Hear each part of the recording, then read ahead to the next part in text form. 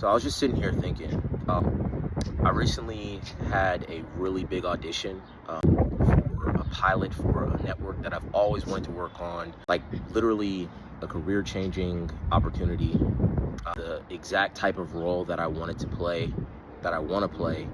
And I fit the character description down to a T. Like, it just felt like it was mine, right? Submitted the self-tape. A few weeks went by, didn't hear anything.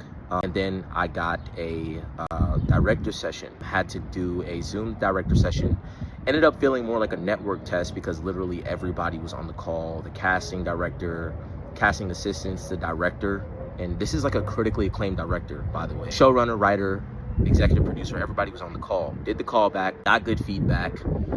Crickets for another like week or two, and then ended up getting called back in again for a Kim read via Zoom. All this is on Zoom, so kind of a new experience working this process on Zoom. But it ended up ultimately not going my way, and it ended up going to a more named actor who has been working for a longer time than I have, has already led multiple projects, has worked with the network before. And I didn't have a lot of time to feel down about it. I will say that. Didn't have a lot of time to feel down about it because I had an audition come through, another audition for the same network for another show come through literally the same day that I saw the news of who got the role. But during the process, I really felt down. Like I really, was asking myself like, okay, what's the disconnect? Like, am I just not good enough? Am I not talented enough? Why aren't I booking these roles at this level?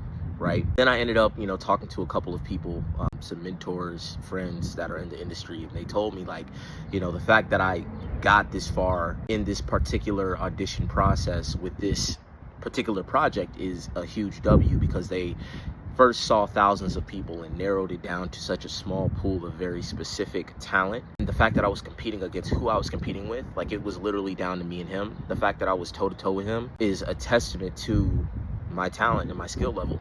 And when I reframed and I looked at it that way, it changed my perspective on the entire process, because I definitely was doubting myself. I was like, man, it was one of those roles, like I said, it was me to the T. Like, I felt like everything aligned, and it was the exact type of role I wanted to do, the exact network I've always wanted to work on. All the things aligned, and I felt like, wow, this is it. Right before I turned 30, literally, this is going to be the career altering or the career accelerating role that I need to take me to the next level. Right as I'm about to turn 30, I was like, perfect timing.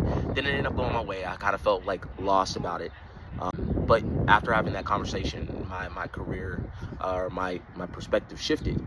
So I just say that to say, like, at some point in your career as an actor, you're gonna face moments like this, but you have to choose to just keep going.